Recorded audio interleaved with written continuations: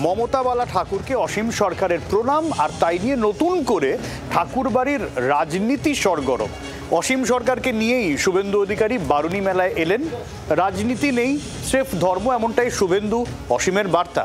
কিন্তু শান্তনু ঠাকুরের গলায় অন্যরকম সুর। অসীম ভক্তি ঘিরে ঠাকুরবাড়ির অন্দরে এবং বঙ্গ রাজনীতিতে তোলপাড় চলছিলই। তার মধ্যেই ঠাকুরবাড়িতে শুভেন্দু অধিকারী। তারপরও থামল না রাজনীতির তরজা। বুধবার বেনজির ছবি দেখেছে রাজ্য রাজনীতি।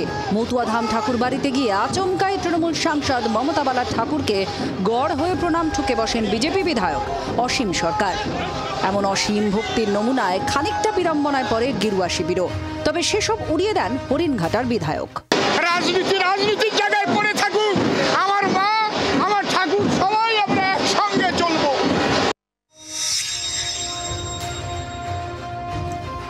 অসীম ভক্তির বার্তা দিলেও থেমে থাকেনি জল্পনা গুঞ্জন।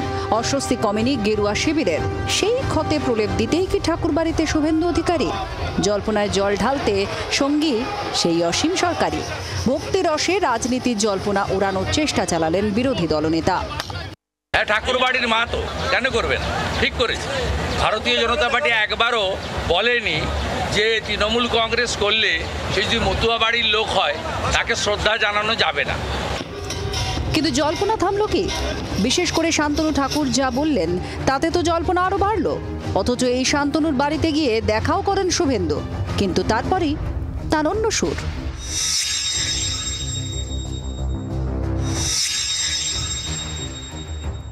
পলিটিক্যালি দেখলে এটা স্বাভাবিক নয়, নন पॉलिटिकल देखले এটা স্বাভাবিক। भटकते हुए आत्मा की तरह कहाँ मुक्ति मिलेगा, ये ढूंढने को हम लोग रोकेंगे नहीं। দল বদলের জল্পনা উস্কে দেওয়ার সুযোগ ছাড়েনি বামেরা।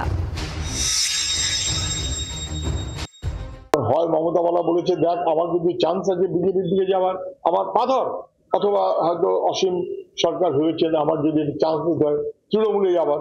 পদ্মশিবির অবশ্য সেসব কানে না তুলে বিতর্ক বা জল্পনাকে উড়িয়ে দেওয়ারই চেষ্টা করছে।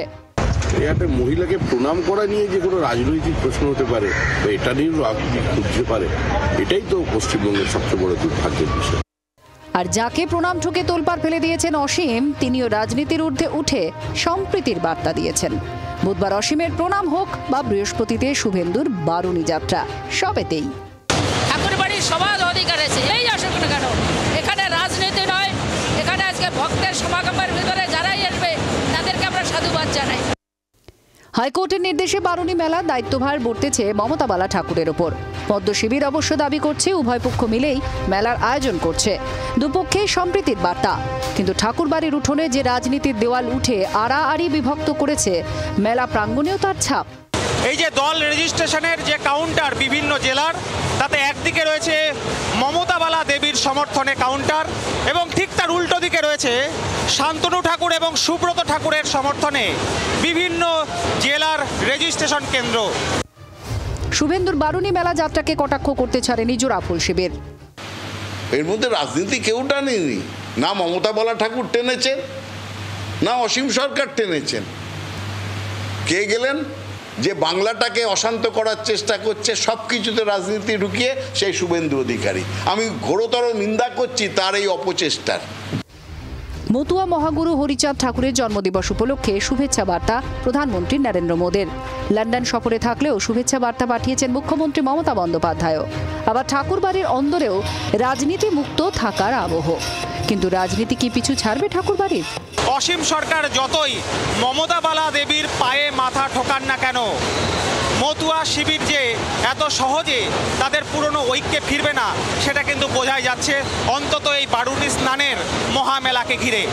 ক্যামেরা দেবজ্যোতি দত্তের সঙ্গে কমলাক্ষ ভট্টাচার্যের রিপোর্ট, জি24 ঘন্টা। বাংলার আওয়াজ, বাঙালির আবেগ, জি24 ঘন্টা।